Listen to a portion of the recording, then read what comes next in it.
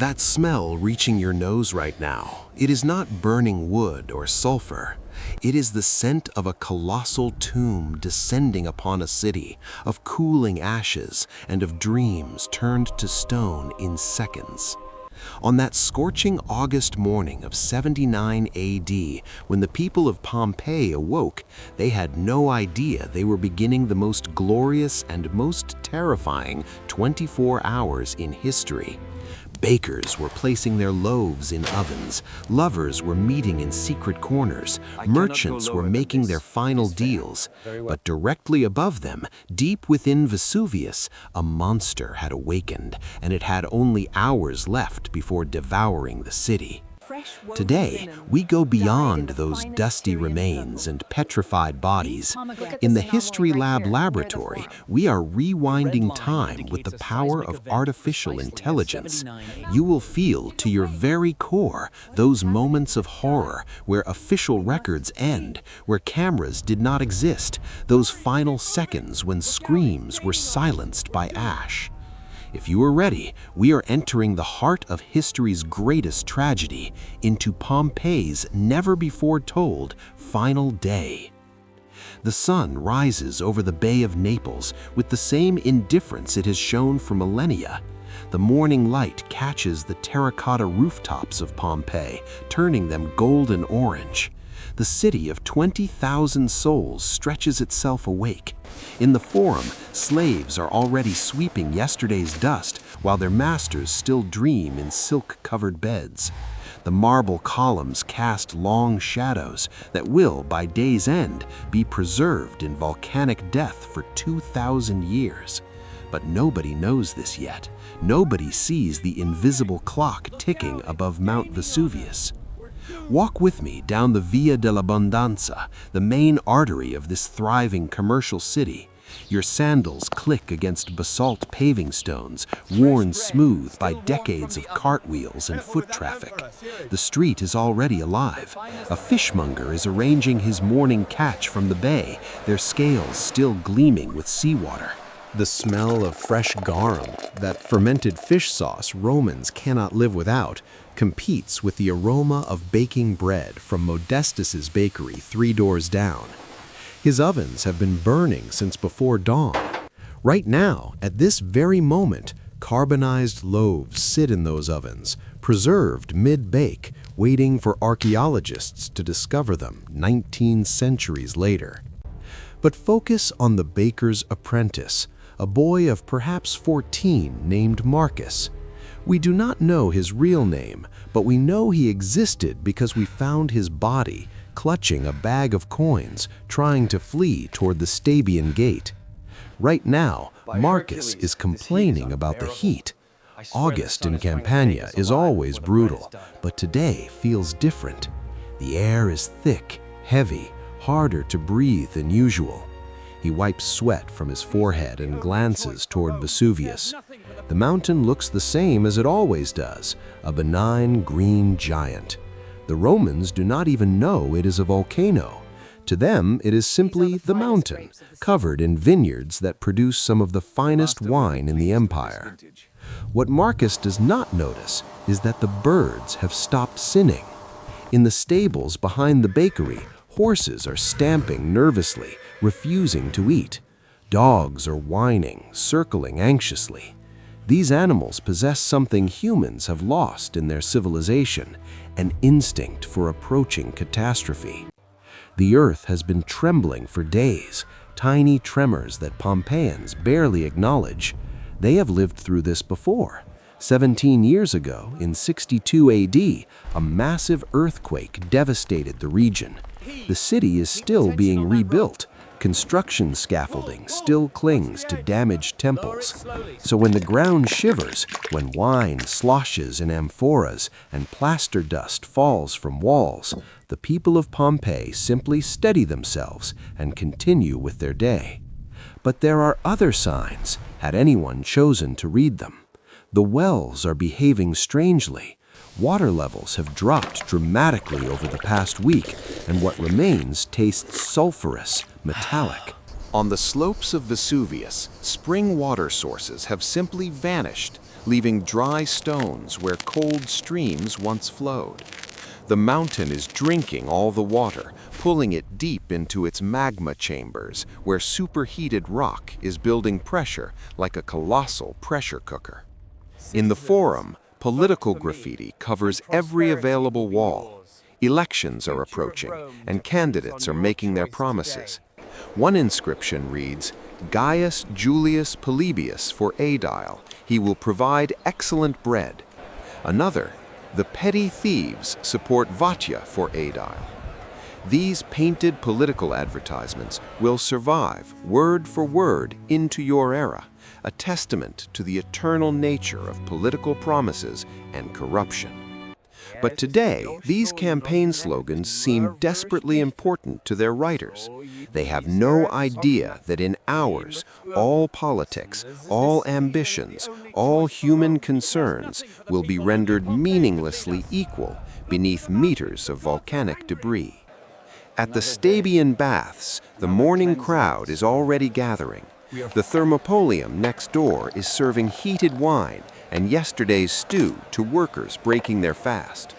Inside the baths, the Caldarium's hot pool steams invitingly. Men discuss business deals, arrange marriages, gossip about scandals. A merchant is complaining about taxes. A retired soldier is bragging about his service in Germania. Two women in the separate female section are laughing about something whispered too quietly for history to record. The hypocaust system beneath the floor radiates steady heat, slaves in underground chambers feeding furnaces that will, by tonight, be buried beneath 6 meters of pumice stone.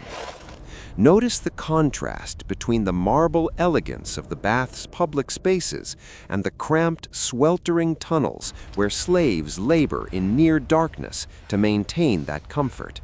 This is Pompeii's reality, extreme wealth built upon a foundation of human suffering. The same duality will be preserved in death. We will find bodies of richly dressed merchants clutching bags of gold coins, and bodies of chained slaves who died at their posts because no one bothered to unlock their fetters when evacuation began. At the Lupanar, Pompeii's purpose-built brothel, the night shift is ending. The small stone beds in each cubicle are being cleaned for the afternoon customers. Erotic frescoes on the walls advertise available services. One of the women, perhaps a slave from Greece or Syria, purchased or captured and forced into this trade, looks out the small window toward Vesuvius. Does she sense something? Does she feel the mountain's terrible weight pressing down on the morning air? We will never know. Her body will be found on the stairs, attempting to flee upward as poisonous gases filled the ground floor. The gladiatorial barracks near the theater are stirring. These professional fighters, celebrities in Roman culture, are eating a breakfast of barley porridge. Their bodies, when excavated, will show the distinctive bone development and injuries of combat athletes. One gladiator wears leg irons. He is a condemned criminal, forced to fight for others' entertainment. Today, those entertainment hierarchies will collapse.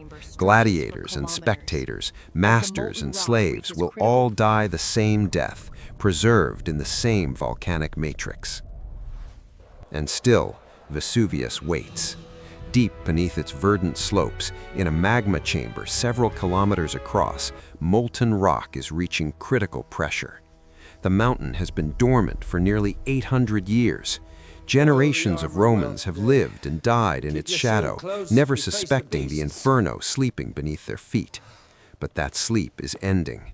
Gas bubbles are rising through viscous magma, making it less dense, more buoyant, pushing it upward through fractures in the rock.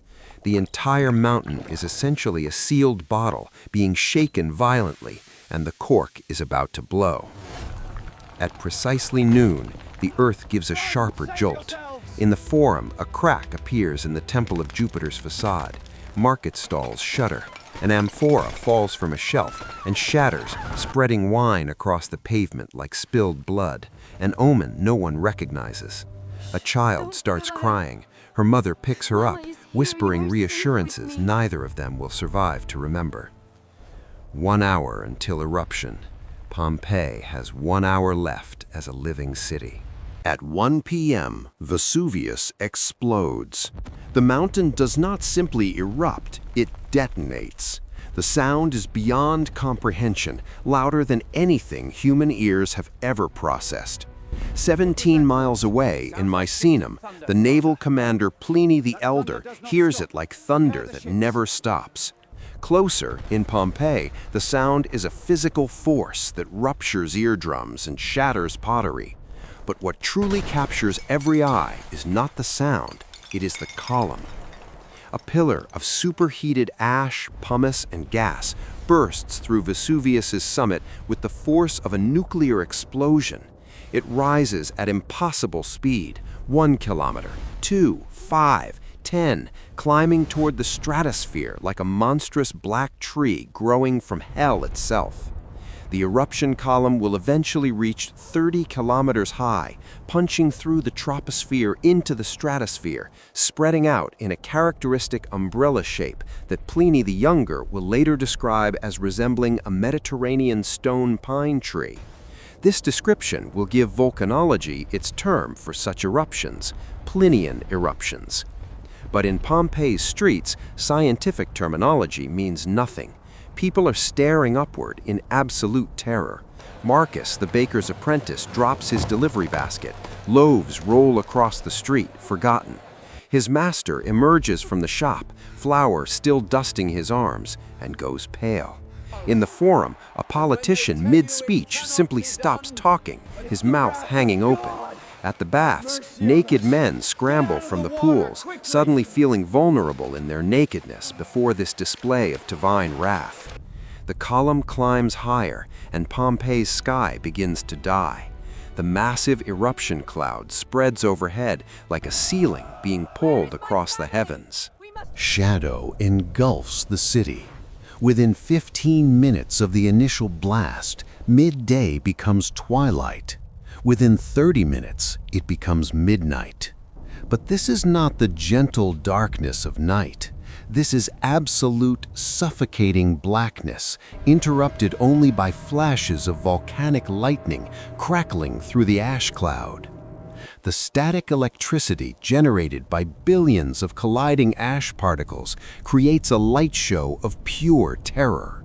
Purple and white lightning forks through the black cloud, illuminating screaming faces in strobe-like flashes. Then the rain begins, but it is not water falling from the sky, it is stone. Pumice, the volcanic rock so light it can float on water, begins falling on Pompeii like apocalyptic hail. The stones are small at first, pebble-sized, clattering off roof tiles with sounds like thousands of drums. People instinctively cover their heads with their arms, with togas, with anything available. Some run for cover. Others stand paralyzed in the street, unable to process what is happening.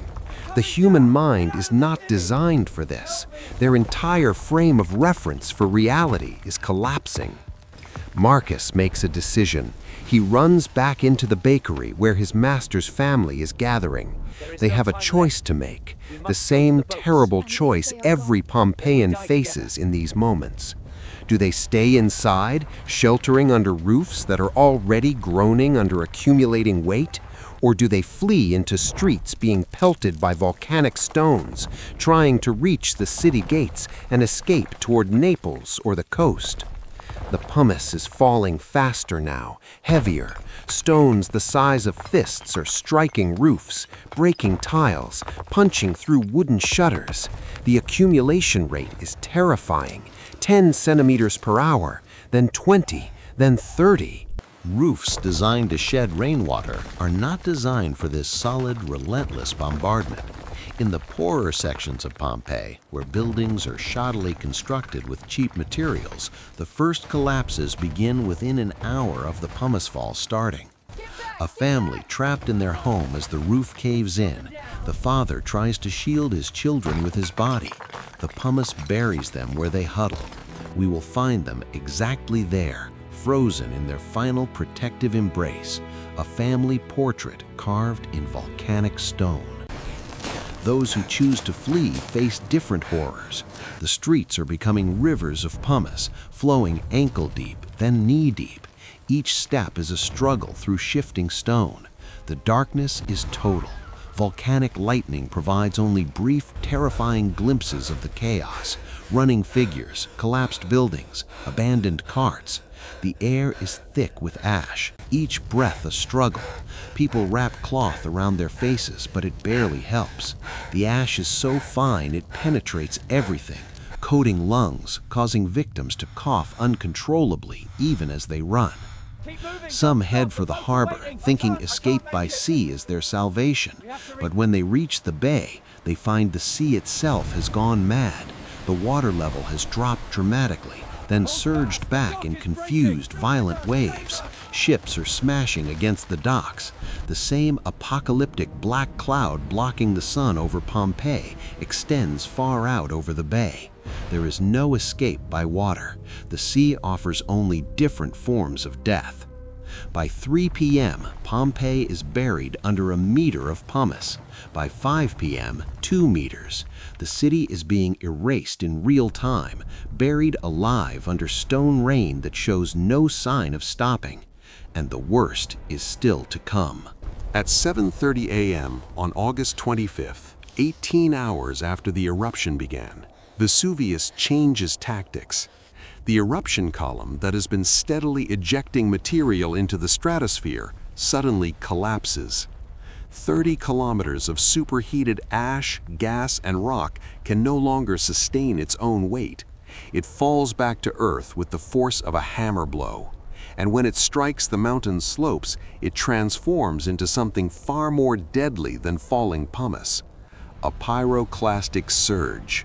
A ground-hugging avalanche of gas and pulverized rock traveling at 200 kilometers per hour with a temperature between 300 and 400 degrees Celsius. This is not fire. Fire you can see. Fire gives you a chance to run. This is superheated air mixed with suspended particles so fine they flow like liquid, filling every depression, every street, every room, moving faster than any human can flee. The surge races down Vesuvius's slopes in complete darkness. Those still alive in Pompeii hear it coming, a sound like a freight train, like a howling wind, like the breath of an angry god. Some are huddled in buildings, buried under 3 meters of pumice, but still breathing in small pockets of air. Some are on the streets, desperately trying to reach the city gates. Marcus, the baker's apprentice, is among these. He has made it to the Stabian gate with a cloth tied over his face, coins clutched in his hand, his master's money, perhaps meant to buy passage to safety, perhaps simply grabbed in panic. The surge hits the northern wall of Pompeii first. The superheated cloud does not burn in the traditional sense. It is far worse than burning. The extreme temperature causes instantaneous thermal shock. Human muscles contract violently, freezing bodies in their final positions. The brain, superheated through the skull, boils.